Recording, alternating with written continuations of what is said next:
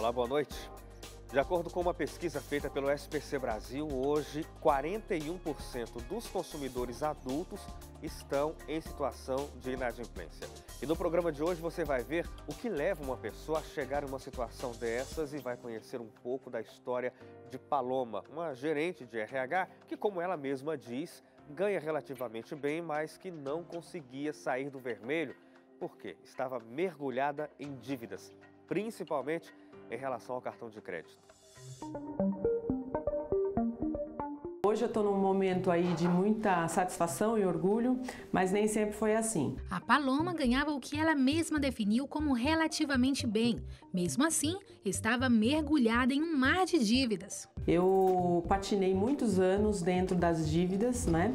Sempre trabalhei, mas sempre ganhei relativamente bem, né? Para o padrão brasileiro, mas eu nunca conseguia sobrar dinheiro ou fazer alguma coisa na minha vida que me tirasse dessas dívidas. Elas sempre engoliram o meu orçamento. E para quitar as dívidas, a Paloma teve que fazer outras despesas. O meu salário, eu ganhava ele, né? No determinado dia do mês. Primeiro que ele entrava direto na minha conta corrente e a conta corrente já estava tão negativa que engolia todo esse dinheiro. Mesmo assim, tudo bem, eu tinha limites altos de cheque especial, vamos gastar do mesmo jeito. Pagava o meu cartão de crédito e começava a gastar. O consumo era muito alto e inconsciente. Para ela, o maior desafio era o cartão de crédito. Porque eu ia gastava, a gente não vê o dinheiro sair da nossa carteira. E você vai parcelando. Eu posso parcelar isso em 10 vezes, em 5 vezes. A parcela é tão pequena, então eu gastava muito com consumo de roupas, até na farmácia, que não era remédio, mas era perfumaria, um grande equívoco que a gente comete, né? Tem um filho pequeno, então comprava muitas coisas para ele. Então eu acabei ficando nessa roda financeira e só enxergar, nossa, como eu gastei esse mês, mas com o que foi? Nem eu sabia dizer para você no final do mês com o que foi. Hoje eu consigo enxergar, aquele momento não. Colocar as contas em dia. Este é um desafio para muitos brasileiros. Mas o que leva uma pessoa a fazer tantas dívidas? E fui pensando em responder a esta pergunta que nossa equipe de reportagem veio até uma das ruas comerciais mais populares de São Paulo, a 25 de março. Porque aqui tem produto bom na 25, entendeu, amiga? Porque acaba perdendo a noção de, acaba comprando demais, perde a noção do que pode realmente gastar ou não. Eu acho que é porque as pessoas de fora, estabelecem um padrão de roupas boas que as pessoas deveriam comprar, sabe? A pessoa sempre quer comprar mais e mais e mais pela compulsão, pelo que as pessoas, eu tenho essa roupa, eu tenho tal roupa, então a pessoa sempre quer mais para se sentir melhor em relação aos olhos da sociedade. Já imaginou poder sair de todas as dívidas? Pode até parecer uma realidade distante, não é mesmo? Não para este PhD em educação financeira.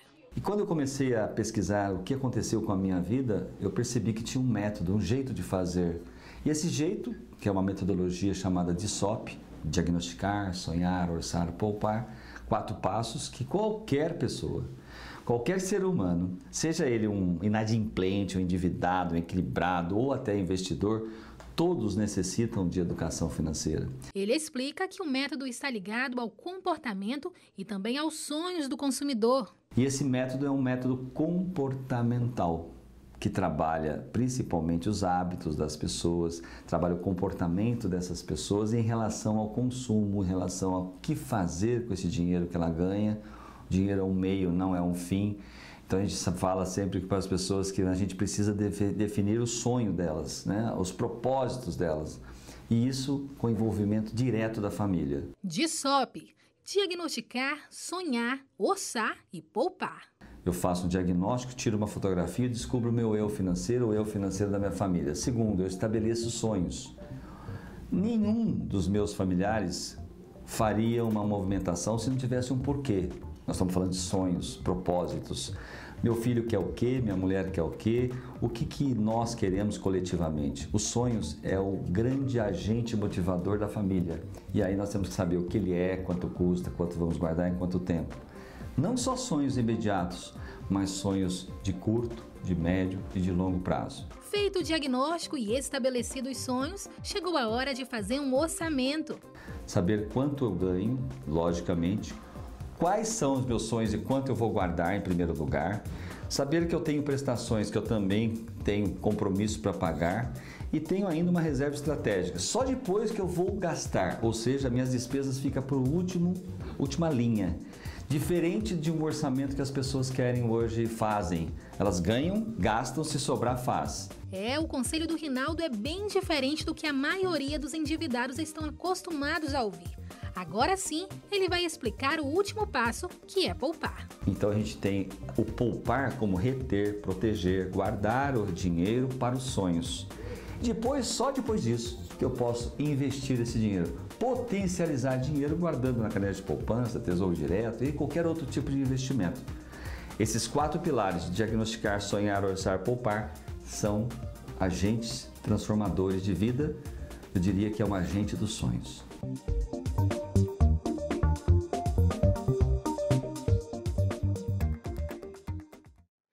E aqui dentro do estúdio eu tenho o prazer de receber Silvio Bianchi. O Silvio é educador financeiro. Silvio, muito obrigado pela sua participação com a gente aqui no Realidade em Pauta. Boa noite. Boa noite, Hélio. Muito obrigado pelo convite. Obrigado, Silvio. O pessoal de casa já conhece bem você. Você já esteve aqui várias vezes nos programas do Jornalismo da Novo Tempo, também no Saldo Extra, né, que trata justamente de ajudar os telespectadores da Novo Tempo a cuidarem bem das finanças. Agora, o que acontece, Silvio, para que a gente tenha um índice ainda muito alto de pessoas inadimplentes? Tem diferença entre estar endividado e estar inadimplente, né? Dívida todo mundo tem, Silvio. Exato, todo mundo tem dívida até final do mês. Ou seja, a questão é quando que você vira inadimplente ou endividado. Vamos pensar assim, temos dívida, endividado e inadimplente. Tá? Dívida temos todos até chegar ao fim do mês, na hora do vencimento das contas. Endividado já é aquele que, quando chega esse vencimento, você já não tem tanta facilidade para pagar e às vezes atrasa em algumas contas. Inadimplente, já quando chegamos a uma pessoa que mínimo tem 3 meses de atraso em alguma conta, aí já vira inadimplente. Então, esse seria o ciclo. Dívida, endividado e inadimplente. E aí a gente antes de começar o programa, você estava me mostrando os números recentes que mostram o endividamento por faixa etária. A gente tem aí os jovens na casa aí dos 30 anos, é o maior percentual dos brasileiros inadimplentes. Quer dizer, são pessoas que estão há pelo menos 3 meses sem pagar pelo menos uma das dívidas que têm contratadas. O atraso médio ultrapassa os 4 meses já, ou seja, o que estudou o SPC. Sim. E olha, 51 ponto alguma coisa, mais da metade da faixa etária entre 30 e 39 anos é inadimplente. Ou seja, que quando você encontra 4 pessoas, tá, entre 30 e 39 anos, a probabilidade de que 2 dessas não estejam com nome sujo é muito alto. Ah, é verdade. Tem esse lado que é talvez o pior de estar inadimplente, é que você fica com o nome sujo na prática. Quer dizer, fica difícil, inclusive, para tentar se regularizar, porque você não tem condição, por exemplo, de fazer um empréstimo para pagar uma dívida. Aliás, Silvio, como é que se paga uma dívida em atraso há tanto tempo? Porque, né, se chegou a esse ponto é porque a coisa já veio degringolando há muito tempo. Então, esse é o maior desafio. Na semana passada eu estava conversando com uma funcionária de um supermercado da região, que eu fiz palestra, e depois ele entrou em contato, porque também ela está com o nome sujo há muito tempo, e fala, bom, Silvio, está me pressionando nesse momento para começar a fazer curso universitário, mas eu não posso fazer curso universitário porque estou com o nome sujo e não consigo pegar mais novas dívidas, eu preciso resolver em pouco tempo. Porque isso acontece com a maioria. Quando que decidem limpar o nome? Tá? Não é na hora de que eles estão percebendo que vão cair. Foi quando já estão no nome, já com o nome sujo e ainda com um problema adicional. Tá? Provavelmente já estão devendo dinheiro para familiares, amigos, ou seja, o círculo da dívida acrescentou muito. Como fazer? Então, aí é que começa o maior desafio. Por que fazer dieta? Sim. Sim. E porque o que nós estamos falando é exatamente isso, a dieta do cartão de crédito. Como conseguimos, de alguma forma, sair disso? Bom, a primeira coisa, planejamento. Segunda coisa, apertar o cinto. Tá? Terceira coisa, começar a guardar um dinheiro para poder renegociar e, a partir daí, ir zerando essas dívidas. Geralmente existem várias. Poucas pessoas têm somente com o telefone, ou somente com o crediário, ou somente com o banco. Às vezes, é o que eu sempre falo, quando você está com um nome sujo, vamos falar assim, não é tão ruim, porque, em definitiva, obriga você a agir para limpar o nome. E parar de fazer, você não consegue mais...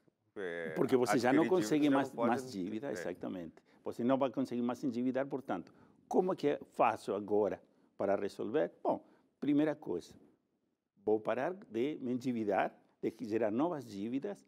Agora, lógico, tem uma dívida que está aí em bola de neve, tá? Porque os juros ainda, por mais taxa Selic em queda e tudo, os juros ainda estão muito elevados e é uma dívida que em pouco tempo se multiplica por 2, 3, 4 vezes. Claro. Então, tem um passo a passo, né? Parou de se endividar, precisa reduzir os gastos, porque, afinal de contas, o dinheiro dificilmente vai aumentar, né, Silvio? Porque são duas possibilidades, né? Ou você ganha mais ou você gasta menos. Então, mas e aí ainda chega essa outra parte. Por isso que eu destaco muito, insisto muito na questão de se educar financeiramente. O sea, educar financeiramente não é aprender a não gastar.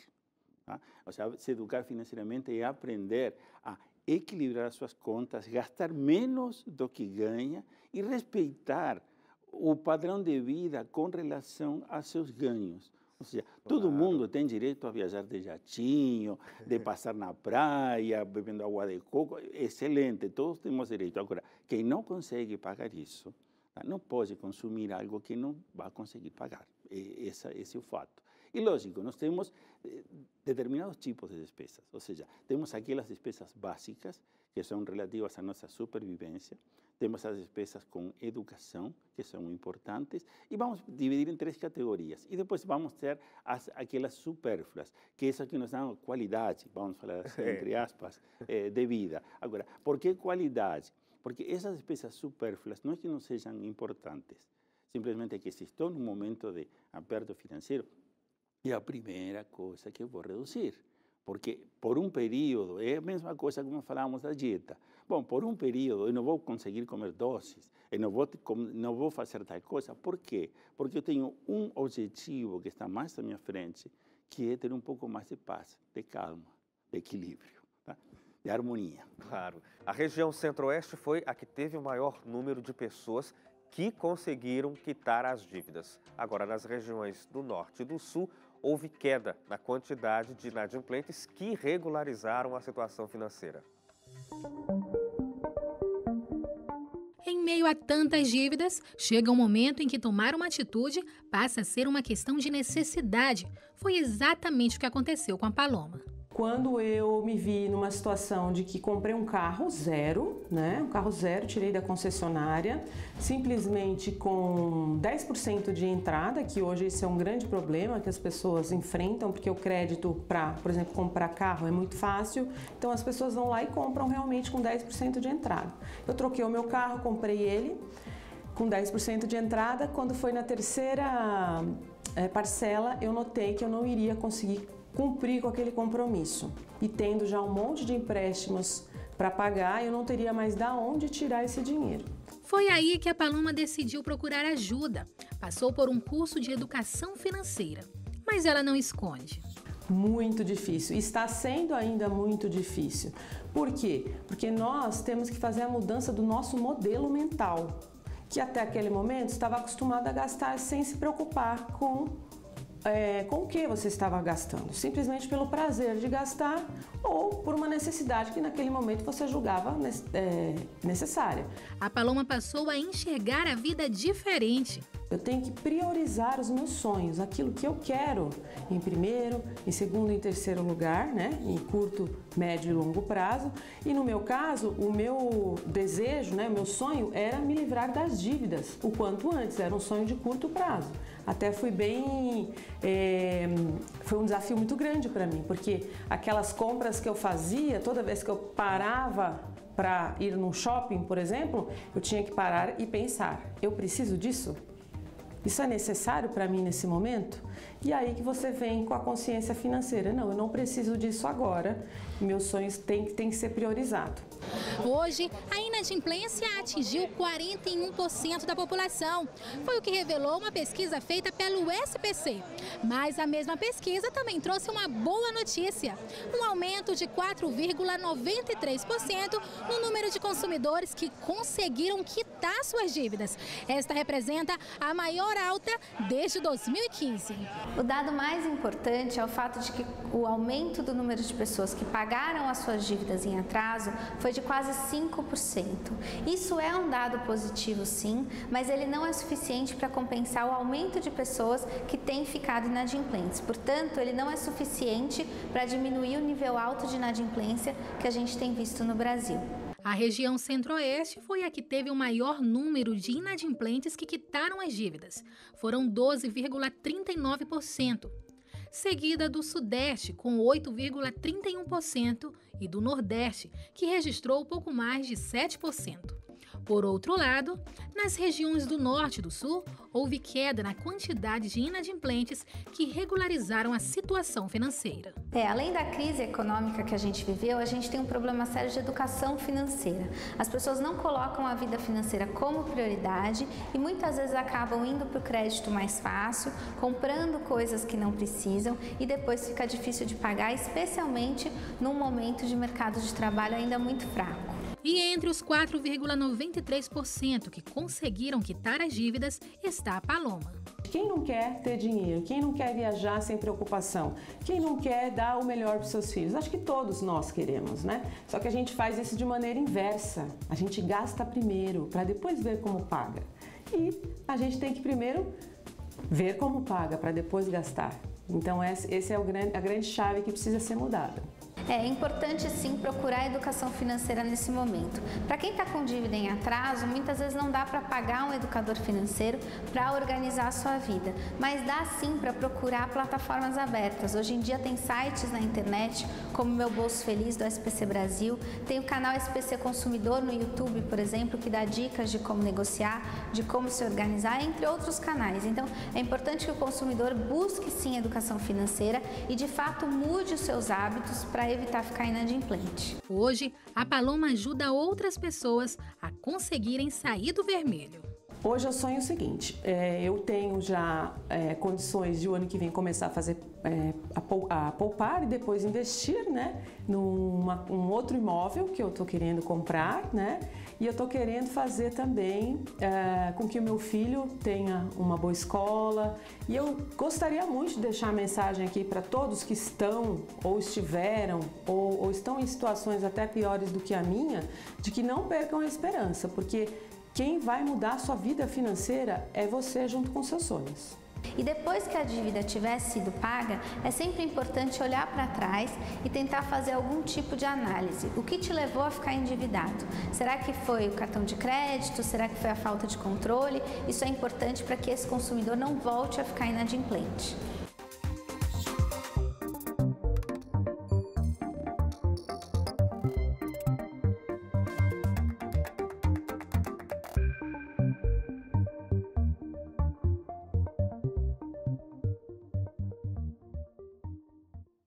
E no estúdio eu converso com o Silvio Bianchi, ele é educador financeiro, está ajudando a gente a entender como organizar as finanças para conseguir aumentar esse índice de pessoas que se livram da inadimplência. Silvio, o número do SPC mostra aí quase 5% dos inadimplentes que conseguiram sair dessa situação. É um número interessante, como a gente mostrou aí, porque não tínhamos esse aumento desde 2015, mas ainda assim é um número bastante irrisório dentro desse universo, né? Na base geral da sociedade, do contribuinte brasileiro, a gente tem mais de 40% de inadimplentes. Quer dizer, de cada 10 pessoas no Brasil, 4 estão com as contas em atraso há mais de 3 meses. Exatamente.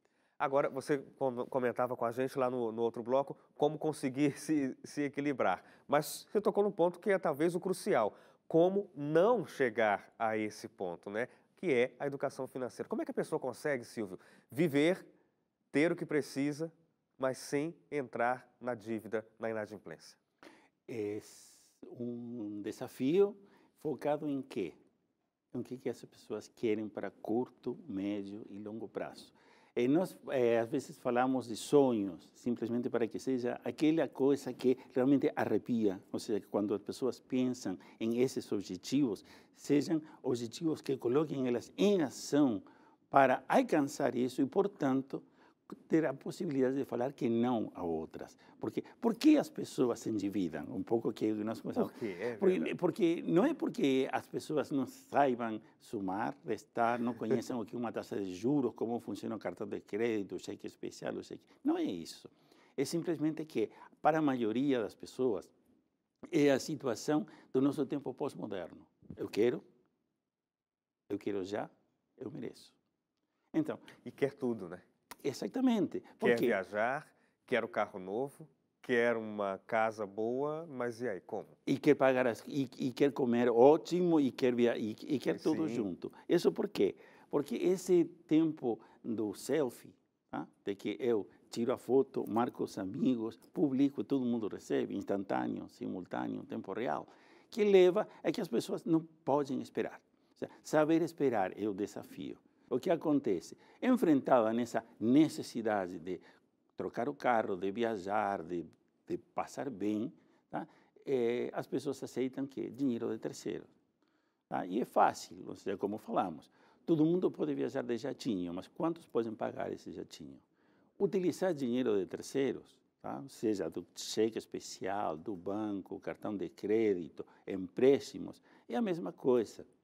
Porque a passagem, tá, por utilizar esse dinheiro, é o juro, e a taxa de juros é absurdamente alta. Então, as pessoas gastam sem saber por quê, simplesmente porque querem, tá?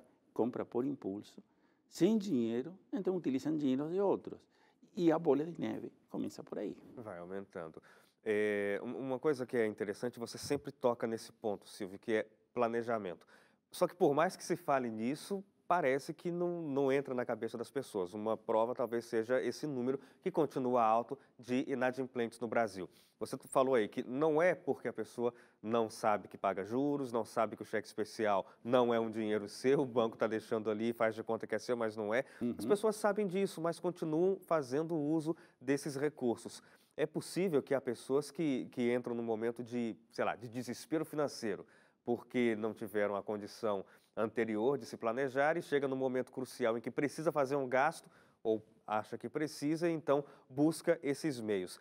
Agora, tem alguma forma prática, Silvio, para quem está acompanhando a gente em casa, tentar colocar isso no dia a dia para entender de fato como a educação financeira é importante para evitar esse tipo de situação?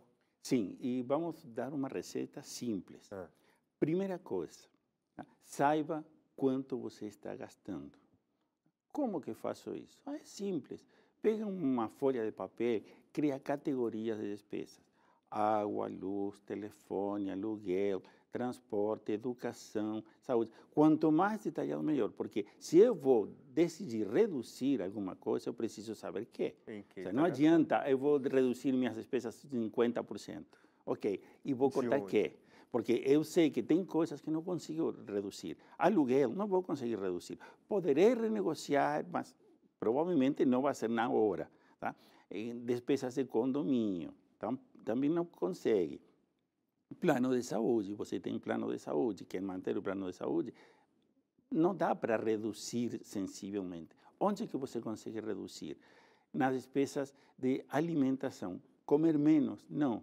Mas cuidar muito o que você está usando, porque nós desperdiçamos entre 30% e 40% do nosso orçamento ao longo do mês. Desperdício. Desperdício. E o que é desperdício? Desperdício não é somente a comida estragada na geladeira. Esse é um tipo de desperdício. Mas cada vez que eu compro algo que não vou usar, cada vez que eu compro algo simplesmente porque alguém outro comprou e vou fazer a mesma coisa, tá? Cada vez que eu compro, consumo pouco disso que compro, ou às vezes aproveito as ofertas, porque esse é outro chamariz. Compre 4 e pague 3. Ok, eu comprei 4, tá? Provavelmente eu vou demorar 4 meses em consumir e às vezes já a última peça já está vencida. Silvio, muito obrigado pelo passo a passo que você trouxe aqui para ajudar o nosso telespectador a se educar financeiramente, aqueles que estão com problemas também conseguirem se livrar disso aí. Muito obrigado. Prazer, muito obrigado. A você de casa, muito obrigado também. Você pode acompanhar essa entrevista com o Silvio, rever de novo esse passo a passo lá no nosso site, novotempo.com/jornalismo. Eu espero você no nosso próximo programa. Até lá.